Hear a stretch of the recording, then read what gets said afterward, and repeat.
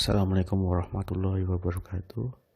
Berikutnya akan dijelaskan confidence interval yang menggunakan distribusi T.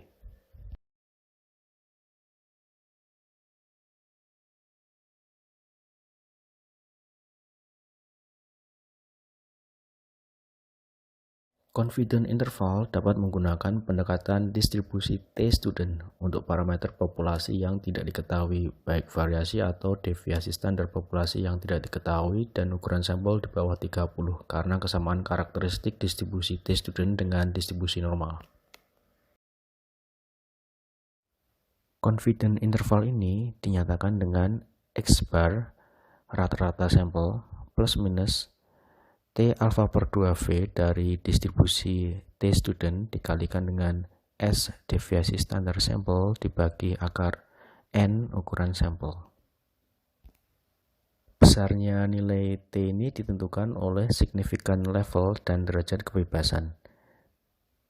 Signifikan level ini ditentukan subjektif oleh peneliti yang sudah dibahas di materi sebelumnya, dan signifikan level alfa ini terbagi di kedua sisi sehingga masing-masing sisi mempunyai luasan alfa per 2, yaitu warna merah yang ada di masing-masing ujung distribusi, dan deviasi standar yang digunakan adalah deviasi standar sampel, bukan populasi, jika deviasi standar atau variasi populasi tidak diketahui. Sedangkan konsep distribusi T-student dan derajat kebebasan dijelaskan pada slide berikutnya.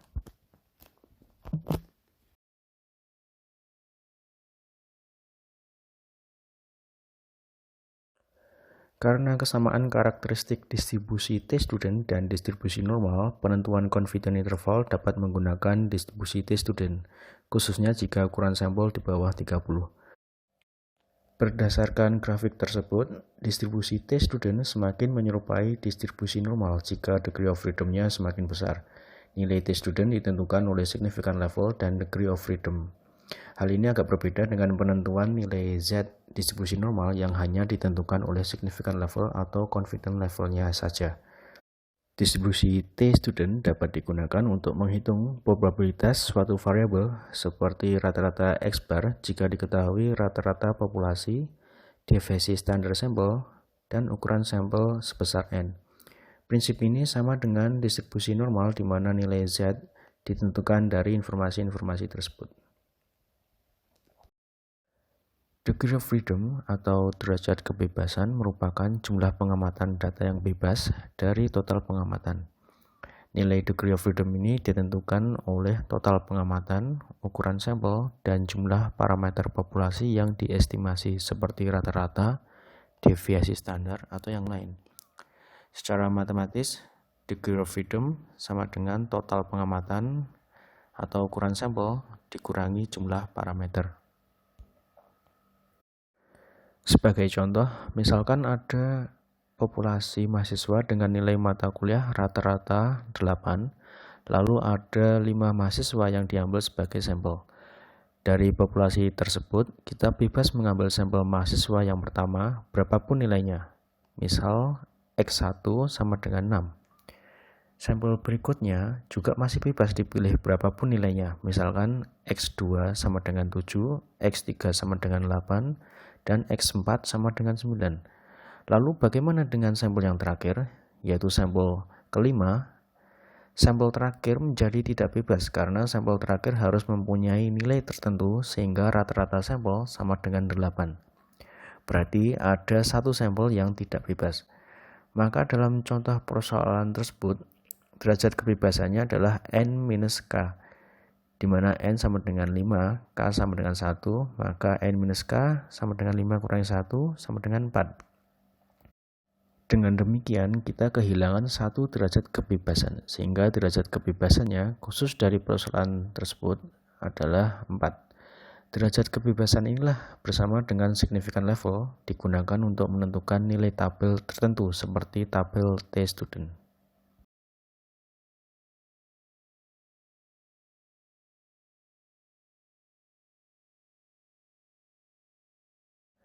Ada berbagai jenis format penulisan tabel T-student berdasarkan letak luasan significant level, minus tak terhingga ke kiri, tengah ke plus tak terhingga, tengah ke minus tak terhingga, dua sisi, dan lain-lain. Khusus untuk tabel yang disampaikan pada pembahasan ini, nilai signifikan level luas areanya dihitung dari plus tak terhingga ke kiri. Silahkan melihat grafik luasan alfa yang ada di sebelah kanan distribusi T-student. Perbedaan jenis letak signifikan level satu sisi atau dua sisi akan menentukan cara membaca nilai T. Grafik T-student tersebut memberikan informasi satu sisi signifikan level saja, namun juga dapat digunakan untuk menghitung nilai T untuk dua sisi signifikan level. Karena confidence interval menggunakan significant level yang letaknya berada di dua sisi, maka nilai significant level tersebut harus dibagi dua. Lalu informasi ini digunakan untuk membaca tabel tersebut. Jika significant level terletak pada satu sisi saja, maka significant level tidak dibagi dua. Dalam contoh ini, significant levelnya adalah 5%, yang terbagi menjadi dua di kedua sisi distribusi, sehingga masing-masing sisi mendapatkan luasan 2,5%. Informasi 2,5% atau 0,025 ini digunakan di tabel T-student.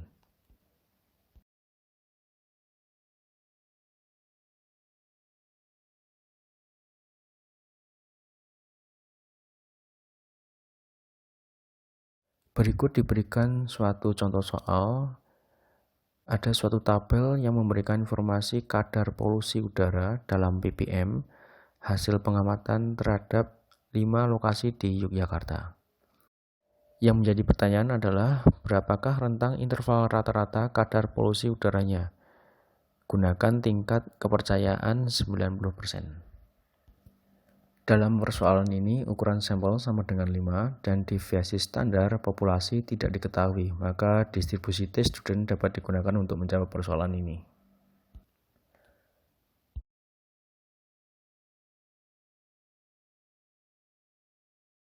Hal pertama yang dilakukan adalah menghitung nilai rata-rata sampel dan deviasi standar sampel. Nilai rata-rata sampel diperoleh menggunakan rumus tersebut dan didapatkan nilai sebesar 54,5. Sedangkan deviasi standar sampelnya adalah 12,1984. Perhatikan bahwa dalam rumus ini menggunakan pembagi N-1 untuk sampel, bukan dibagi N untuk populasi. Untuk membuat confidence interval, diperlukan informasi dari formula matematika tersebut. X bar plus minus T alfa per 2V kali S bagi akar N. Rata-rata sampel dan deviasi standar sampel diperoleh dari perhitungan sebelumnya. Ukuran sampel N sama dengan 5. Jumlah parameter yang diukur K adalah 1. Untuk distribusi T, K sama dengan 1, maka degree of freedom sama dengan N-K sama dengan 5 kurangi 1 sama dengan 4. Informasi signifikan level secara langsung tidak diketahui, namun dapat dihitung dengan mengurangkan 1 dengan confidence levelnya, sehingga diperoleh signifikan level sama dengan 0,1. Karena signifikan level dalam persoalan ini terletak di dua sisi, maka masing-masing sisi mendapatkan luasan alfa per 2 atau sama dengan 0,05. Dari kedua informasi degree of freedom sebesar 4 dan signifikan levelnya 0,1 diperoleh nilai T sebesar 2,132 yang bisa dilihat di tabel. Dari informasi-informasi yang didapatkan tersebut diperoleh confidence intervalnya 54,5 plus minus 11,63.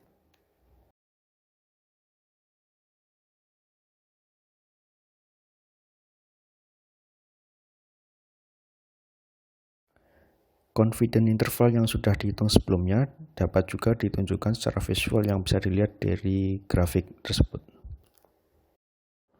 Demikian penjelasan confidence interval yang menggunakan distribusi T. Wassalamualaikum warahmatullahi wabarakatuh.